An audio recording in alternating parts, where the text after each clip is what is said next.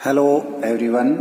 भौतिक भूगोल physical geography विषय में आज हम पढ़ेंगे डेविस का भौगोलिक चक्र।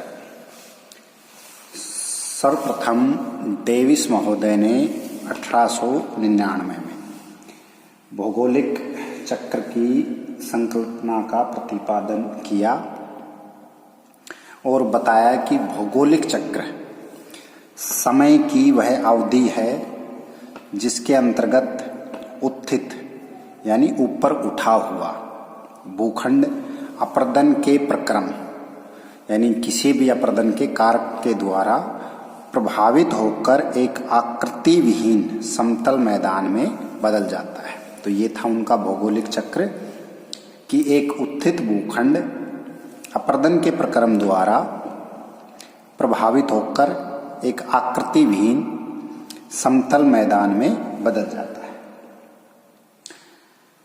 इस तरह डेविस ने स्थल रूपों के विकास में चक्रीय पद्धति का अवलोकन ऐतिहासिक परिवेश में किया।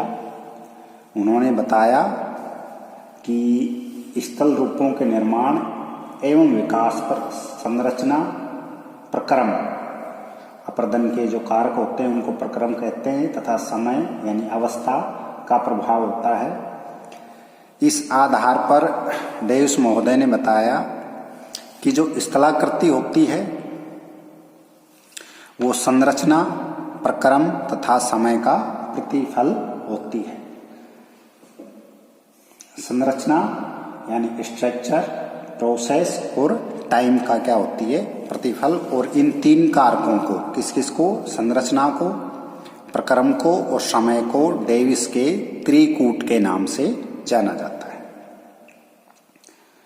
भौगोलिक चक्र डेविस महोदय द्वारा प्रस्तुत स्थल रूपों के निर्माण से संबंधित एक सामान्य सिद्धांत नहीं है, वरन डेविस का सामान्य सिद्धांत यह कि स्थल रूपों में समय के संदर्भ में क्रमिक परिवर्तन होता है। यानी समय के साथ जो स्थल रूप होते हैं उनमें धीरे धीरे परिवर्तन होता रहता है। इनका के सिद्धांत का जो मुख्य उद्देश्य था वो स्थल रूपों का जनिक और क्रमबद्ध वर्णन करना था। उसके बाद उन्होंने उत्थान और अपर्दन से के संबंध में बताया। डेविस महोदय का अपर्दन चक्र जो है वो स्थल खंड में उत्थान के साथ प्रारंभ होता है। यानी जैसे ही स्थल खंड में उत्थान हुआ, उभार हुआ, उसी के साथ उनका चक्र प्रारंभ हो जाता है। उत्थान की जो अवधि होती है वो कैसी होती है, छोटी, और जब तक उत्थान चलता रहता है यानी जब तक अपलिफ्टमेंट चलता रहता है तब तक अपर्दन प्रारंभ नहीं होता।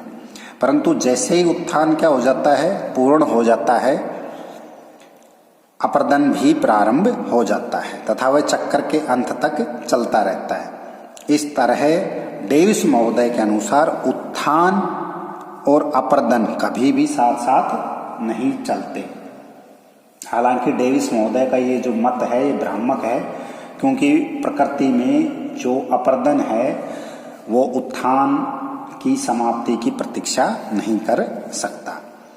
उसके बाद डेविस महोदय ने अपने इस भौगोलिक चक्र या इस मॉडल के लिए कुछ मान्यताएं मानी, उन पर कुछ आधारित है। मान्यताएं इस प्रकार से हैं कि जो स्थल रूप है वो अंतर्जात और बहिर्जात कारकों की पारस्परिक क्रिया का प्रतिफल होता है। यानी जो आंतरिक बल हैं और जो बाह्य बल हैं उनकी आपस की जो अंतःक्रियाएं होती हैं उसी का जो स्थल रूप है रिजल्ट है, प्रतिफल है। स्थल रूपों का विकास इस तरह क्रमिक रूप में होता है कि पर्यावरणीय जो दशाएं हैं उनमें भी परिवर्तन के अनुरूप स्थल रूपों का व्यवस्थित क्रमबद्ध अनुक्रम उत्पन्न होता है। अर्थात स्थल रूपों का स्वरूप जो है वो पर्यावरणीय दशाओं में परिवर्तन के अनुरूप ही होता है। यानी जैसे पर्यावरणीय दशाओं में परिवर्तन होता है उसी के अनुरूप स्थल रूपों का स्वरूप होता है। नदियां तब तक अपनी घाटी को गहरा करती रहती हैं जब तक कि वो क्रमबद्ध ना हो जाएं, यानी ग्रेडेड या प्रवणित ना हो जाएं, तब तक वो अपनी घाटी को क्या करती हैं, गहरा करती हैं, यानी लंबवत अपर्दन करती रहती हैं। इस स्थिति के बाद, यानी जब नदियां लंबवत अपर्दन कर चुकी होती हैं, उसके बाद वो क्या करती हैं, पार्श्विक अपर्दन करती हैं, यानी लेटरल इरोजन करती हैं और अपनी घाटी को क्या करती हैं, चौड़ा करती हैं। स्थलखंड का जो उत्थान है डेविस महोदय के अनुसार तीव्र गति से होता है, लेकिन उसकी अवधि क्या होती है, छोटी होती है, लघु होती है। जब तक उत्थान समाप्त नहीं हो जाता अपर्दन प्रारंभ नहीं होता। डेविस ने अपना जो भौगोलिक चक्र दिया था, मॉडल दिया था, उसको एक आरेख के द्वारा उसकी व्याख्या की थी। इस प्रकार से ये डेविस महोदय के आरेख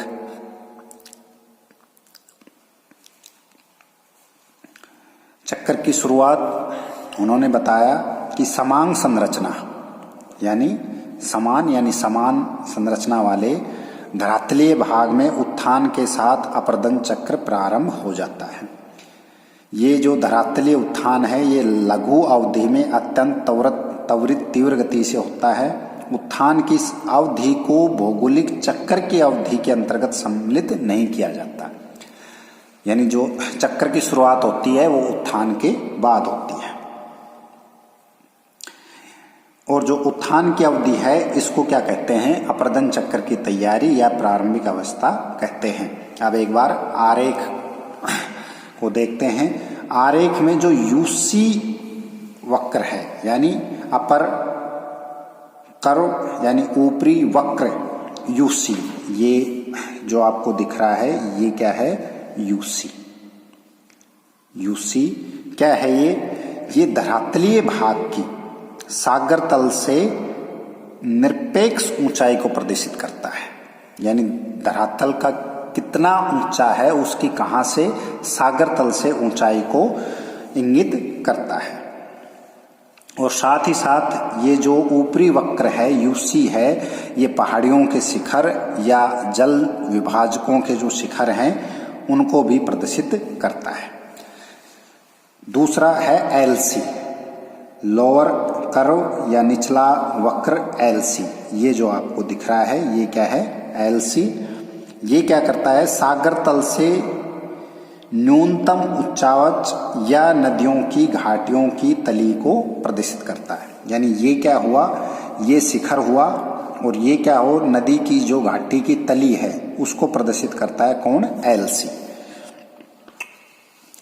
उसके बाद जो क्षैतिज रेखा है कै और घ, ये कै यहां से और यहां तक, ये किसको इंगित करती है, समय को, टाइम को।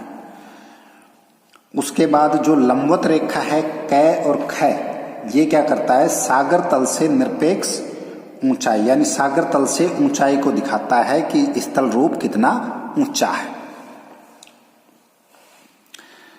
उसके बाद ए और सै रेखा जो है, ए और सै, ये ए और सै जो रेखा है ये किसको दिखाती है, सागर तल से अधिकतम निरपेक्ष उच्चावच को प्रदर्शित करती है। जबकि बै और सै जो रेखा है, ये यहां से यहां तक बै और सै जो रेखा है ये क्या करती है, प्रारंभिक सापेक्षिक उच्चावच को दिखाती है। उच्चस्थ और निम्नस्थ भागों के लंबवत अंतर को क्या कहते हैं, सापेक्षिक उच्चावच कहते हैं। यानी सबसे ऊपर का भाग और सबसे नीचे का भाग, दोनों के जो मध्य का लंबवत जो अंतर है वो ही क्या कहलाता है, सापेक्षिक उच्चावच कहलाता है। और जो निरपेक्ष उच्चावच होता है वो क्या है, उसकी जो ऊंचाई होती है लंबवत, वो सागर तल से होती है।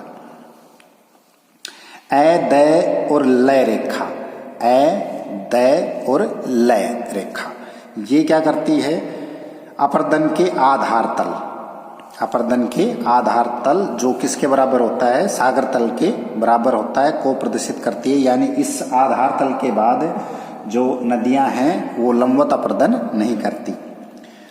और जो ये और रे रेखा है, ये और रे, ये क्या करती है, अधिकतम सापेक्षिक उच्चावच को इंगित करती है।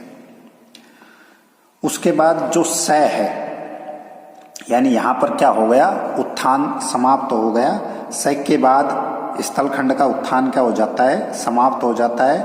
परिणाम स्वरूप प्रारंभिक प्रावस्था यानी उत्थान की जो अवस्था है उसका समापन हो जाता है। अब क्या होगा, अपर्दन प्रारंभ होगा। और ये जो संपूर्ण चक्र है ये 3 अवस्थाओं तरुणावस्था, प्रौढ़ावस्था और जीर्ण अवस्था से गुजरता है। तो ये था आरेख डेविस महोदय के भौगोलिक चक्र का। अब हम इसकी अवस्थाओं को देखेंगे। सबसे पहले तरुणा अवस्था। स्थलखंड के उत्थान की समाप्ति के बाद अपर्दन प्रारंभ हो जाता है। स्थलखंड का उत्थान समाप्त हो गया, अब क्या होगा, अपर्दन प्रारंभ होगा। पहाड़ियों के शिखर तथा जल विभाजकों के शिखरीय भाग अपर्दन से प्रभावित नहीं होंगे। यानी अभी जो स्थलखंड के शिखरीय भाग हैं उन पर अपर्दन नहीं होगा तरुणावस्था में। क्यों नहीं होगा, क्योंकि प्रारंभ में जो सरिताएं हैं वो क्या होती हैं, छोटी तथा दूर दूर होती हैं। इन लघु सरिताओं से शीर्षवर्ती अपर्दन होता है। शीर्षवर्ती अपर्दन यानी नदी के उद्गम की तरफ अपर्दन होता है, जिस कारण से क्या होता है, उनकी लंबाई निरंतर बढ़ती जाती है। इस प्रक्रिया को क्या कहते हैं, सरिता दीर्घीकरण। यानी सरिता यानी नदी की लंबाई बढ़ रही है। तीव्र ढाल और तीव्र जलमार्ग ढाल के कारण नदियों का प्रवाह वेग क्या होता है, तीव्र होता है। यानी उनका वेग क्या होता है, अधिक होता है। परिणाम स्वरूप अधिकतम परिवहन क्षमता के कारण नदियां क्या करती हैं, बड़े बड़े शिलाखंडों के माध्यम से जल गर्तन की क्रिया द्वारा अपनी घाटियों को लंबवत अपर्दन द्वारा गहरा करती हैं। इस प्रक्रिया को क्या कहते हैं, घाटी गर्तन कहते हैं। नदी का वेग तेज है, उसके अंदर क्या है, बड़े बड़े शिलाखंड हैं, वो क्या करते हैं, जल गर्तन की क्रिया के द्वारा यानी पोर्ट होल ड्रिलिंग की जो प्रक्रिया होती है उसके द्वारा लंबवत अपर्दन करते हैं और अपनी घाटी को क्या करती हैं, गहरा। इस प्रक्रिया को क्या कहते हैं, घाटी गर्तन कहते हैं। घाटी गर्तन के कारण जो निचला वक्र है एलसी जो है वो क्या होता है, निरंतर तेजी से घटता जाता है। जो एलसी वक्र है ये क्योंकि क्या हो रहा है, लंबवत अपर्दन हो रहा है, घाटी क्या हो रही है, गहरी हो रही है, इसलिए जो एलसी वक्र है वो धीरे धीरे बड़ा होता जा रहा है। इसके अंदर अपन देख सकते हैं बै और जो ये भाग है, ये बै से ये भाग धीरे धीरे घाटी गहरी होती जा रही है। परंतु जो ऊपरी वक्र है यूसी वो क्या रहता है, लगभग स्थिर रहता है। क्यों, क्योंकि अभी जो जल विभाजक तथा पहाड़ियों के शिखर तल लगभग स्थिर रहते हैं, इनका अपर्दन नहीं होता। इस तरह जो सापेक्षिक उच्चावच में तो निरंतर वृद्धि होती जाती है तथा तरुणावस्था के अंत में अधिकतम जो उच्चावच है वो विकसित हो जाता है। यानी इस अवस्था में क्या होता है, जो सापेक्षिक उच्चावच है, घाटी की तलिका और ऊपरी शिखर में अंतर बढ़ता जाता है। उसके बाद अवस्था आती है प्रौढ़ावस्था। प्रौढ़ावस्था के प्रारंभ होते ही पार्श्विक अपर्दन प्रारंभ हो जाता है। यानी नदी अब क्या करना शुरू कर देती है, अपने किनारों पर अपर्दन शुरू कर देती है। इस प्रक्रिया को क्या कहते हैं, घाटी का चौड़ा होना कहते हैं। यानी अब नदी की घाटी गहराई की बजाय क्या होने लग गई, चौड़ी होने लग गई। अधिकांश सरिताएं प्रौढ़ावस्था में अपर्दन के आधार तल के अनुरूप परिणत हो जाती है। घाटी का गहरा होना क्या हो जाता है, निहायत ही कम हो जाता है। पहाड़ियों तथा जल विभाजकों के शिखरों का भी अपर्दन प्रारंभ हो जाता है। परिणाम स्वरूप जो ऊपरी वक्र है यूसी में भी गिरावट आने लगती है, अर्थात निरपेक्ष जो ऊंचावच है वो कम होने लगता है। यानी सागर तल से जो अब स्थल रूप की ऊंचाई थी वो भी क्या होने लगती है, कम होने लगती है, क्योंकि शिखर का भी अपरदन शुरू हो जाता है। इस तरह निरपेक्ष और जो सापेक्ष उच्चावच है दोनों में ही कमी होने लगती है। पार्श्विक अपरदन के कारण तरुणावस्था में जो वी आकार की घाटियां बनी थी वो अब क्या होने लगी, उनका चौड़ी घाटियों में परिवर्तन हो जाता है। प्रौढ़ावस्था में मंद जलमार्ग ढाल के कारण नदियों का प्रवाह वेग कम हो जाने से उनकी परिवहन क्षमता भी क्या हो जाती है, कम हो जाती है, जिस कारण जो घाटी गर्तन है यानी लंबवत जो अपरदन है वो मंद पड़ जाता है। लेकिन पार्श्विक अपरदन के कारण घाटियों का चौड़ा होना अधिक सक्रिय हो जाता है। तो इस अवस्था में क्या होता है कि जो निरपेक्ष उच्चावच है उसमें भी कमी आने लगती है। उसके बाद जीर्णावस्था यानी जो चक्र की अंतिम अवस्था, जैसे ही घाटी गर्तन स्थगन हो जाता है, यानी जब निम्नवर्ती या लंबवत अपरदन रुक जाता है तो जीर्णावस्था प्रारंभ हो जाती है। लेकिन जो पार्श्विक अपरदन और घाटी के चौड़ा होने का कार्य अब भी क्या रहता है, जारी रहता है। जल विभाजक या शिखर जिन है आकार में कमी होने लगती है। परिणाम स्वरूप ऊपरी जो वक्र है यूसी में तेजी से गिरावट आने लगती है, अर्थात जो निरपेक्ष उच्चावच है वो तेजी से घटने लगता है। इस अवस्था में जलमार्ग का जो ढाल है उसमें निहायत क्या आ जाती है, कमी आ जाती है और लंबवत अपरदन नहीं हो पाता। निरपेक्ष और जो सापेक्ष उच्चावच हैं वो दोनों ही न्यूनतम होते हैं। घाटियां उथली तथा अत्यधिक चौड़ी हो जाती हैं। इस अवस्था में समस्त स्थलखंड निम्न उच्चावच वाला होता है, जिस पर नदियां मियांड्र यानी विसर्प बनाती हुई विस्तृत बाढ़ मैदानों का निर्माण करती हैं। इस लगभग समतल मैदान को डेविस ने पेनीप्लेन संप्राय मैदान पेनीप्लेन नाम दिया। इसकी सतह पर कहीं कहीं पर उत्तल और अवतल ढाल वाली कम ऊंचाई की बिखरी अवशिष्ट पहाड़ियां पाई जाती हैं। इन उत्तल और अवतल ढाल वाली कम ऊंचाई की अवशिष्ट पहाड़ियों को डेविस महोदय ने मोनाडनाक की संज्ञा दी। तो ये था भौगोलिक चक्र। अब डेविस महोदय के भौगोलिक चक्र का मूल्यांकन। डेविस के भौगोलिक चक्र को विश्व स्तर पर व्यापक समर्थन और ख्याति मिली। प्रतिपादन काल यानी 1899 से लेकर 1950 तक इस सिद्धांत का नशा छाया रहा। यद्यपि वर्तमान समय में इस सिद्धांत के आलोचकों की संख्या बहुत अधिक हो गई है, तथापि आलोचक भी डेविस के जो उद्धरण थे, उनके जो विचार थे, उनको अपने विवरणों में व्यक्त करते हैं। तो सबसे पहले देखते हैं डेविस महोदय का जो सिद्धांत है उसके प्रभावी पक्ष।